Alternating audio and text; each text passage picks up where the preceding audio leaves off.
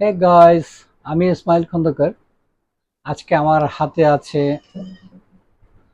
অনেক পুরাতন একটি সনি টেলিভিশন। ও দীর্ঘদিন অযত্নে অবহেলায় পড়ে থাকায় টিভিটা চলছে না বর্তমানে। রিমোট থেকে অন হচ্ছে না। স্ট্যান্ড বাই লাইট আছে কিন্তু অডিও নো ভিডিও। আমি এটা খুলবো, খুলে দেখব যে সমস্যাটা কোথায়। থাকুন আমার সাথে, আসুন আমরা টেবিলে যাই। ফ্রেন্ডস, আমি এখন টেলিভিশনটা খুলবো। খোলার জন্য আমাকে স্পোক ড্রাইভার প্রয়োজন। আমি স্পোক ড্রাইভার নিয়েছি হাতে। আমি একে একে যত নাট ছিল সবগুলো খুলে নিয়েছি।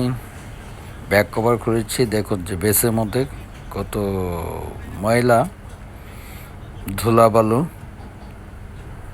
মাকড়সা। এই সার্কিটটা পুরো বের করতে হবে,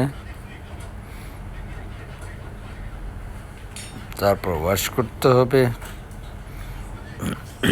আমি এখন যে এই মুহূর্তে যা করছি, এটা ফ্লাইব্যাকের ক্যাপ থেকে শর্টটা ছাড়িয়ে দিচ্ছি। অনেক সময় ফ্লাইব্যাকের ক্যাপের মধ্যে শর্ট জমে থাকে। যদি পিকচার টিউব ড্যামেজ থাকে বা দুর্বল থাকে, আমার হাতে শর্ট করবে, সেই জন্য আমি শর্টটা ছাড়িয়ে নিয়েছি। আগে হাত দিয়ে ক্যাপটা খুলে নিলাম, ফ্লাইব্যাক ক্যাপটা খুলে নিয়েছি, সার্কিটটা হাতিয়ে নিয়েছি, আমি বেসটা খুলে নিয়েছি, বেসের আর্থিং খুলেছি, হরিজন্টাল, ভার্টিক্যাল, অডিও জ্যাক, সবগুলো জ্যাক খুলে নিয়েছি। সার্কিটটা সম্পূর্ণ হাতে নিয়ে এসেছি। সার্কিটটা আমার ব্রাশ দিয়ে পরিষ্কার করতে হবে। আমি এখন ব্রাশ নেব হাতে। আর এটা সবসময় মনে রাখতে হবে যে পিকচার টিউবের ফ্লাইব্যাকের ক্যাপে শর্ট থাকে, শর্টটা ছাড়িয়ে নিতে হবে। সার্কিটটা আমার হাতে। এই টেলিভিশনের সমস্যাটা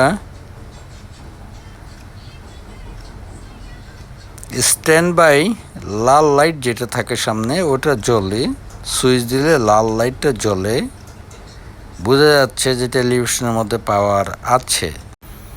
আমি একটু চা পান করে নিই।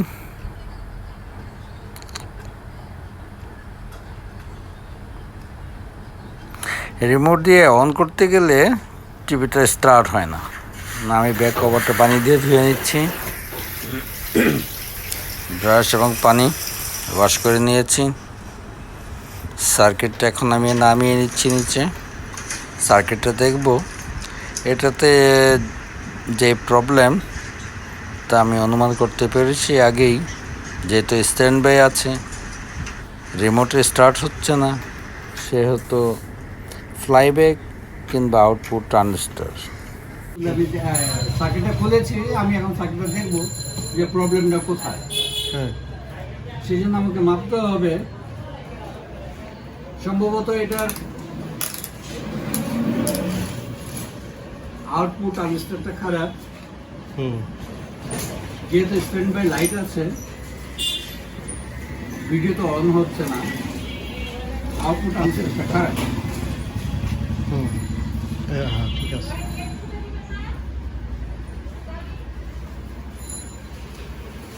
হ্যাঁ, যা বলছি তাই। আমি এখন খুলবো, খুললে রিপ্লেস করবো। 1878 নম্বর ট্রানজিস্টরটা আমি চেঞ্জ করবো।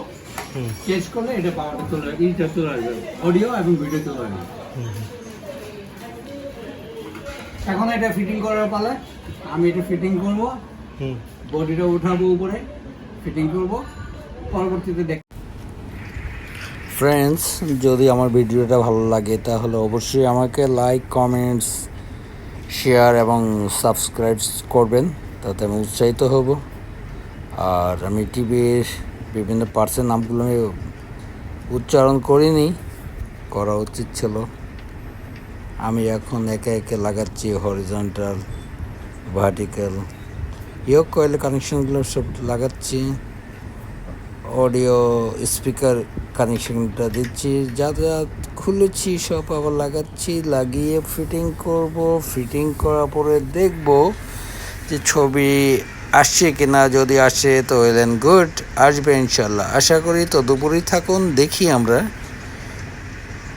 কি ধরনের ছবি আসে। আমার শুধু রাস্টার আসলে হয়ে যাবে, স্ক্রিন অন হলেই হবে। যখন আমি ডিশ লাইন লাগাবো তখন আমার সব ছবি চলে আসবে। আমি ক্যাপটা লাগিয়েছি, flyback cap, the base, the back cover,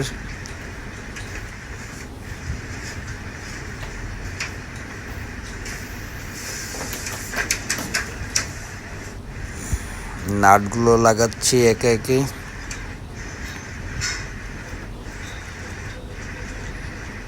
friends, এখন আমরা এসি কোডটা ইন করব, তারপরে দেখব। শুক্র আলহামদুলিল্লাহ, পাওয়ার বাই চলে আসছে। স্ট্যান্ড বাই লাইটটা ছিল, নো অডিও নো ভিডিও, রাস্টার কিছুই ছিল না। এখন চলে আসছে রাস্টার। আল্লাহর কাছে লাখো শুকর যে পেরেছি, শুকর আলহামদুলিল্লাহ। এটা কোনো অডিও ছিল না, ভিডিও ছিল না, আউটপুটে প্রবলেম ছিল। 1878 ট্রানজিস্টারটা খারাপ ছিল, রিপ্লেস করার পর চলে আসছে। ধন্যবাদ, থ্যাংক ইউ ভেরি মাচ, আল্লাহ হাফিজ।